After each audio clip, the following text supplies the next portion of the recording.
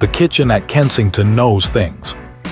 Not the way people know things, with words and worry and the particular 3 a.m. arithmetic of everything that could still go wrong. The kitchen knows the way old stone knows, through accumulation. Through the grease memory of 10,000 meals pressed into the grout. Through the particular creak of the third drawer that has been sticking since before anyone currently living in this palace was born. Through the smell of a Tuesday in November versus a Wednesday in April, which are, if you have the right nose and the right proximity to the skirting board, entirely different propositions. My name is Pip. I have lived behind the third copper pipe from the left, beneath the easternmost prep counter, for going on 4 years.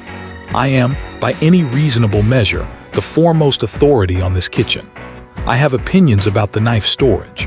I have feelings about the way the extractor fan on the south wall has been compensating for the one on the north wall since the north one started making that sound in March. I have watched 7 pastry chefs cry. I have eaten, over the course of my residency, approximately 40% of a Michelin-starred tart tatin that was set to cool too close to the edge of the counter, and I will not apologize for it. I know this kitchen, which is why, on the morning the scones happened, I knew something was different before a single human foot had touched the flagstone floor. It was the ingredients. Wrong quantity, wrong arrangement. The professional baking, the real baking, the baking that feeds formal teas and diplomatic lunches, and the particular species of biscuit that gets set out when someone important is coming, and everyone pretends it's casual. That baking has a smell of inevitability to it. The ingredients lined up like soldiers who know exactly where they're going. This was not that. This was too much flour, set slightly off-center. A ceramic mixing bowl that belonged in a different cabinet, pulled out and placed with the hesitant confidence of someone who had watched it done but not done it herself. Butter still in its wrapper. A measuring jug turned the wrong way around. And baking powder, this is important. Remember this. The baking powder was already out, lid already off, sitting at the edge of the counter with the particular energy of an object that has been placed by someone who did not fully think through what happens next. I pressed myself against the copper pipe. I waited. She came in at 7:30. Catherine, and I will tell you what I know about Catherine the way the kitchen knows it, which is through accumulation, not ceremony. Catherine comes into a room the way good weather does. Not loudly, just a shift in the quality of the air, a sense that the light has reorganized itself into something more considered. She was wearing what I have come to understand are her working clothes, which are the clothes that would look like occasion clothes on anyone else, but on her function as the signal that today is a day of actual purpose. She stood at the center of the kitchen and looked at the counter. She looked at it the way a conductor looks at an orchestra that has tuned itself mostly correctly, but has placed the oboes somewhere slightly alarming. She moved the flour 2 inches to the left. She turned the measuring jug around. She left the baking powder exactly where it was. I noted this. The recipe came from a notebook, not a printed sheet. Not a laminated card like the professional recipes. A notebook, soft-covered, with handwriting in the margins that I couldn't read from my vantage point, but which had the look of handwriting that had been written during a different period of life, and not looked at again until now. She set it open against the backsplash with the careful reverence of something that needs to stay exactly as it is while being actively used. She measured the flour. Level precise.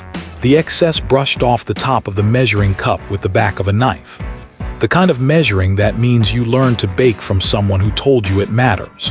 The butter came out of its wrapper in one clean motion and went into the bowl in cubes, not approximate cubes, actual cubes, each one roughly the size of her thumbnail. The kitchen smelled like a Tuesday in October. A specific Tuesday in October from a long time ago that I have no access to, but that she was apparently carrying in her hands, as she rubbed the butter into the flour with the unhurried concentration of someone performing an act of remembrance. She was trying, I understood, to make something feel ordinary. This is the hardest thing humans do, not the extraordinary things. Those come with their own momentum, their own machinery of response. The hardest thing is reaching back for ordinary, selecting it deliberately, choosing a Wednesday morning and a bowl and a notebook and saying, this is what today is. I stayed very still behind the copper pipe. He arrived like weather. I want to be precise about this because accuracy matters, and because what happened next was not, despite all evidence, an accident. Louis came through the kitchen door at 8:47 with the specific locomotion of a 7-year-old who has been trying to be quiet, which is its own particular variety of loud. All suppressed momentum and barely contained velocity, the human equivalent of a pressure cooker that has decided to tiptoe. He was wearing, I noted, an apron. He had put it on himself. It was on backwards. "I'm here," he said, in the whispered shout of someone who has decided that whispering counts as quiet. Catherine turned from the counter, and I am going to tell you exactly what her face did because this is the kitchen and the kitchen knows. Her face did not perform delight. It found it. There is a difference, and the difference is everything. "You're here," she said. "I'm your sous chef," he said, with the authority of someone who had learned this term approximately 20 minutes ago and was still feeling the shape of it in his mouth.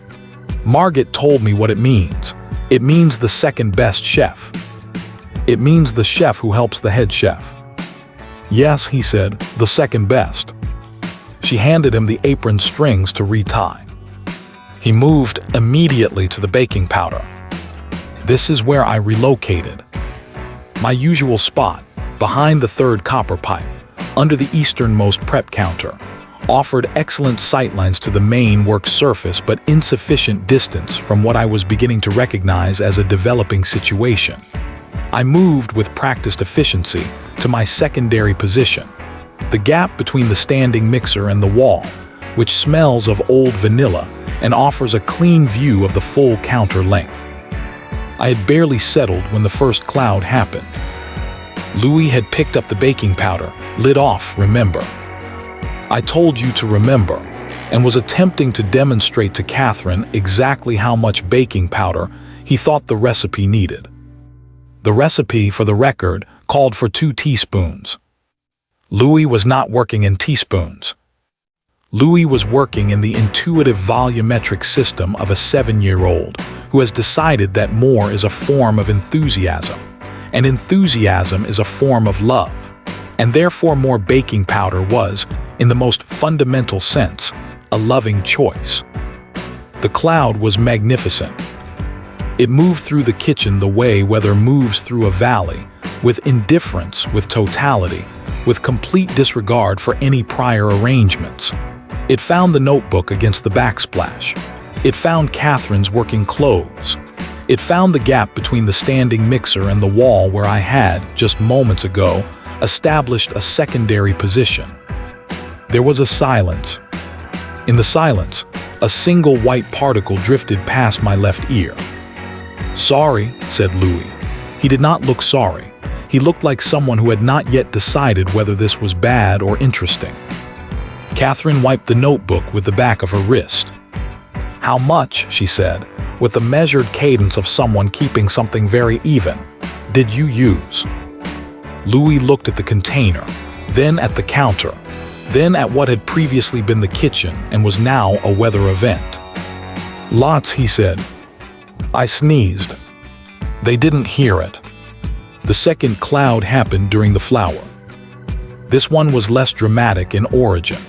Louis had simply decided that sifting, as a concept, was taking too long, and had attempted to accelerate the process by tipping the sieve at a more aggressive angle, which resulted in approximately a third of the flour leaving the bowl at speed, and distributing itself across the counter, the notebook, and Louis's backwards apron with the impartial generosity of a thing that has been freed, and has no intention of being recaptured. I moved to my tertiary position. My tertiary position is a narrow ledge behind the spice rack that smells powerfully of cumin and offers a compromised but technically functional view of the proceedings. I have only needed it twice before. Both times involved the Christmas pudding, and I do not discuss the Christmas pudding. From behind the cumin, I watched Louis attempt to put the flour back into the bowl, using a method that can only be described as aspirational. Catherine watched him do this.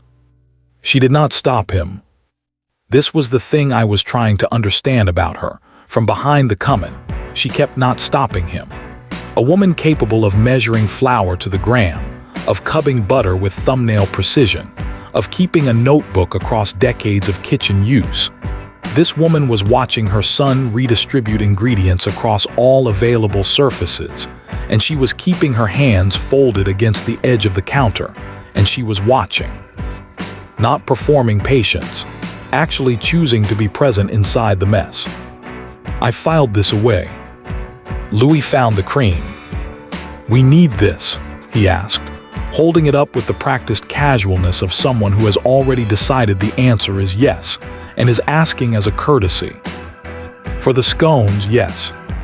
"How much?" Catherine looked at the notebook, 2/3 of a cup. Louis looked at the measuring jug. He looked at the cream. He looked at the measuring jug again with an expression of someone who has identified a constraint and is deciding how he feels about it. "What if we do a whole cup?" he said, "so they're extra good." "That's not how baking works." "What if it is, though?" This is a sentence that has no good answer, and Louis knew it, and Catherine knew it, and the kitchen knew it. And I watched from behind the cumin as Catherine looked at her son, holding a container of cream, with the serene confidence of someone who has not yet been introduced to the concept of structural failure in baked goods. She measured out 2/3 of a cup. She handed it to him to pour. He poured 2/3 of a cup, and then in the final moment tilted the jug slightly further. "That was extra," he said. "I noticed. For good luck." I sneezed again. Still nothing. The cumin, in my professional opinion, is excessive. Here is what happened at 9:23. The dough had come together, improbably, against the evidence of its own creation, with the resigned competence of ingredients that had survived worse and decided to cooperate. Louis was cutting the scones with a round cutter, pressing down with both palms in the manner of someone diffusing something, his tongue between his teeth, his backwards apron now also featuring a handprint in the upper left region that was either butter or determination. Catherine was at the sink. She had her back to him. She was washing the mixing bowl, and she had gone very quiet, not the quiet of someone comfortable in silence, but the quiet of someone holding something steady inside themselves. And her hands had stopped moving on the bowl even though the water was still running, and she was looking out the window above the sink at the garden, which in October had gone to the particular gold that October uses when it's trying to make something feel significant. Louis didn't see it. He was focused on his scones. The kitchen saw it. I saw it. She stood there for 11 seconds, I counted. I had nothing else to do from behind the cumin, and precision is its own comfort, with her hands still in the water and her face doing the thing faces do when they think no one is watching, going quiet and true, like a landscape when the wind drops, everything showing.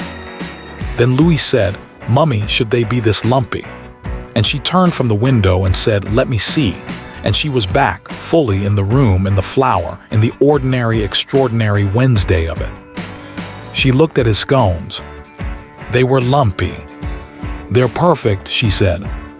They were not perfect.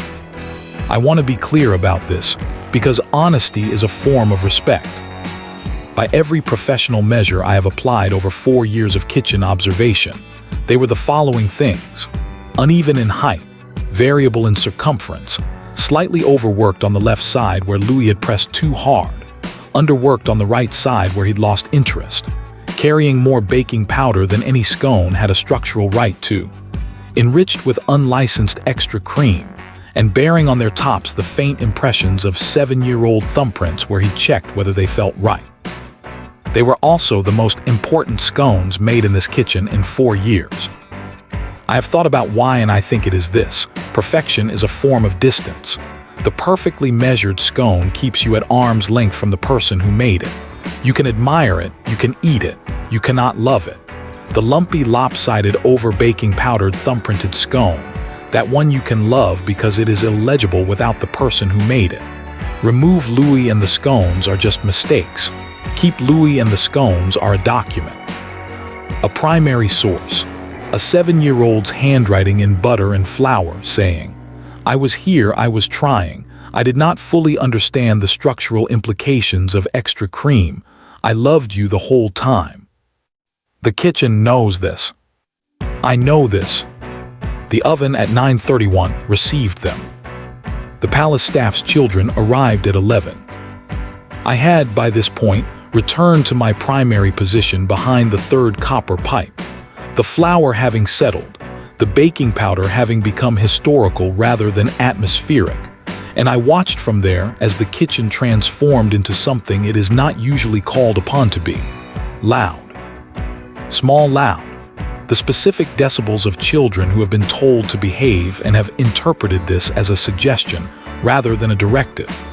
There were 9 of them, ranging from what I estimated to be 5 to 11 years old, and they arrived in the kitchen with the wide eyes of people who have always looked at this room from outside and are now inside it, which is a feeling I recognize because I have felt the reverse of it, and the reverse is less good. Tables had been set up. Catherine's scones, Louis' scones, had been arranged on tiered stands alongside proper kitchen-made shortbread and lemon drizzle cake and small sandwiches with their crusts removed in the way that formal occasions require. The professional offerings were perfect, uniform, beautifully executed. Louis had placed his scones on the top tier. He had done this himself, with some negotiation, and he had placed them with the reverence of someone installing something important, which they were. The children ate. This is the part that is hardest to describe because it resists the kitchen's usual grammar of accumulation and precision, and the names of things. Children eating is not an event with phases. It is whether it moves through, it changes the room, it leaves evidence. A girl of about 7 with paint still on her left wrist took one of Louis' scones and bit into it, and her eyes went slightly wide and she said, "It's very," and then stopped, apparently unable to finish the sentence, which is the highest possible review. Louis, who had been watching with the barely suppressed anxiety of someone awaiting a verdict, said, "It's the baking powder." "How much baking powder?" said the girl. "Lots," said Louis. The girl took another bite. She nodded with the considered authority of someone who is 7 and therefore an expert in everything.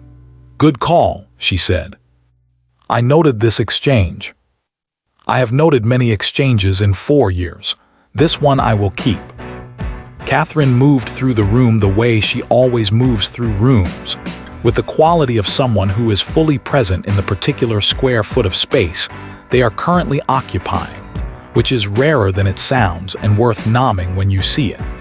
She crouched down to be level with a 5-year-old who was looking at the sandwiches with the focused concern of someone making a significant decision. She talked to a woman whose name I didn't know but whose posture had the quality of someone who had been keeping something together for a long time and was, briefly, allowed to set it down. She laughed at something said by a small boy near the window, a real laugh, the kind that happens to you rather than the kind you perform.